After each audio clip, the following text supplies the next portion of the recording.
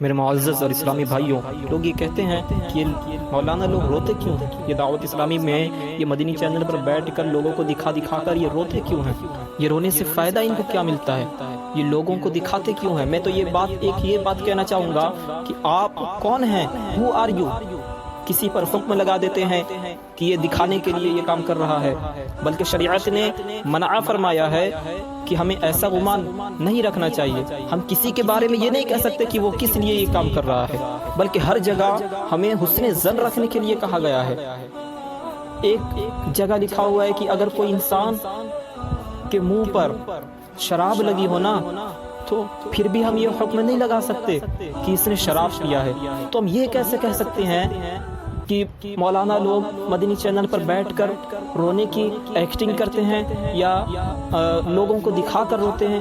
یہ ہم کہاں سے کہہ سکتے ہیں؟ چلیں، یہ ہم حکم نہیں لگا سکتے، لیکن بعض لوگ کہتے ہیں روتے کیوں ہیں؟ رونے سے کیا ملتا ہے؟ میرے معزز اور اسلامی بھائیوں، یہ رونا حضور کی سنت ہے۔ خوف خدا سے رونا یہ حضور کی سنت ہے، صحابہ کی سنت ہے۔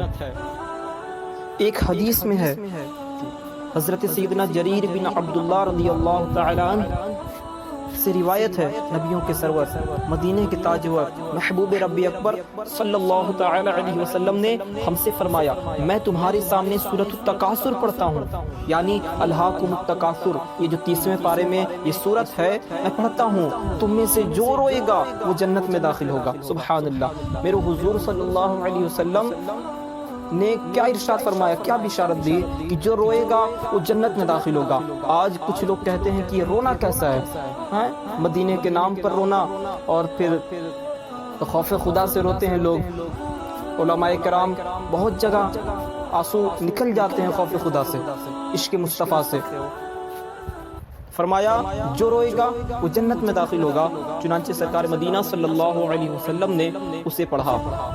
اب ہاں، بعض لوگوں کی یہ عادت رہتی ہے، بھائی رونا ہے ٹھیک سے روئے نا، یہ آنسو بھی نہیں نکل رہا ہے اور صرف منہ بنا رہے ہیں، یہ کیسا رونا؟ اس کی اجازت بھی حضور صلی اللہ علیہ وسلم نے دی ہے۔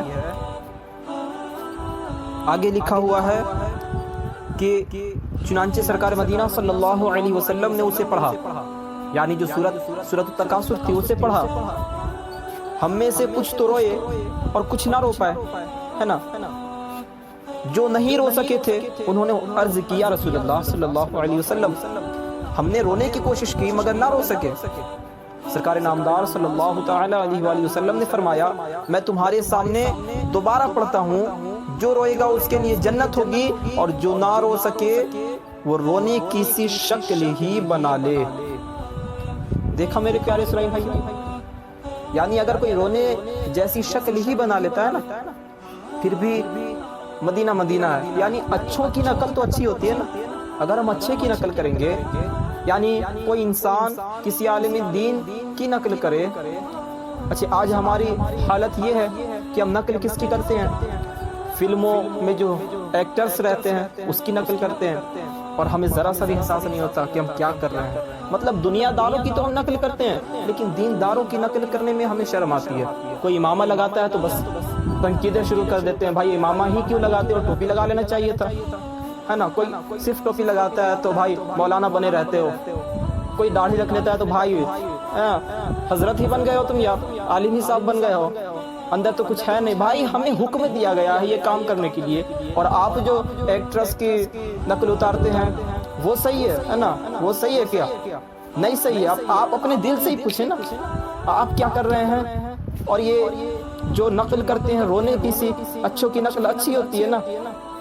ابھی آپ نے حدیث سے ثابت ہو گیا نا، اور قرآن میں بھی فرمایا، اللہ عز و جل فرماتا ہے 10ویں پارے میں، فَلْيَضْحَكُوا قَلِيلًا وَلْيَبْكُوا كَثِيرًا، چاہیے کہ وہ تھوڑا ہنسیں اور زیادہ روئیں۔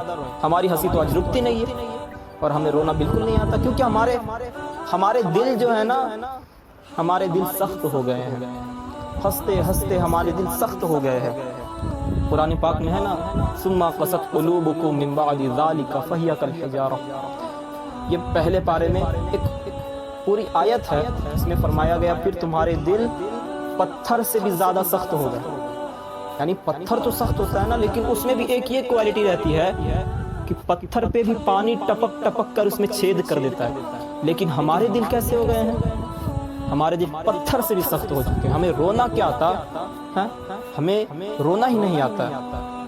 ایک شعر فرماتا ہے رونے والی آنکھ مانگو رونا سب کا کام نہیں, ذکر محبت عام ہے لیکن سوز محبت عام نہیں.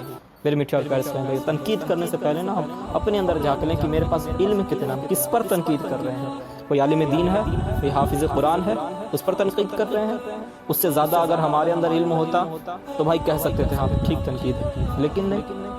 ہم پڑھے اسکولوں سے, کالجوں سے, اور ہم تنقید کس پر کر رہے ہیں؟ پوری بخاری شریف پڑھ کر بیٹھا ہوا ہے, اس پر ہم تنقید کر رہے ہیں. بہار شریعت پڑھ کر بیٹھا, اس پر ہم تنقید کر رہے ہیں. بھائی وہ جانتا ہے نا کون صحیح ہے کون غلط ہے, کیونکہ اس نے پڑھا ہے اور آپ نے نہیں پڑھا.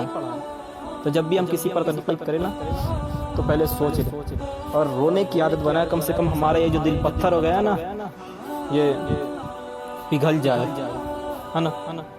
ایک شعر فرماتے ہیں ندامت سے گناہوں کا ازالہ کچھ تو ہو جاتا, ندامت سے گناہوں کا ازالہ کچھ تو ہو جاتا, ہمیں رونا بھی تو آتا نہیں ہائے ندامت سے.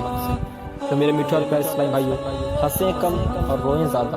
عشق رسول میں, خوف خدا میں, صلو علی الحبیب صلی اللہ تعالی.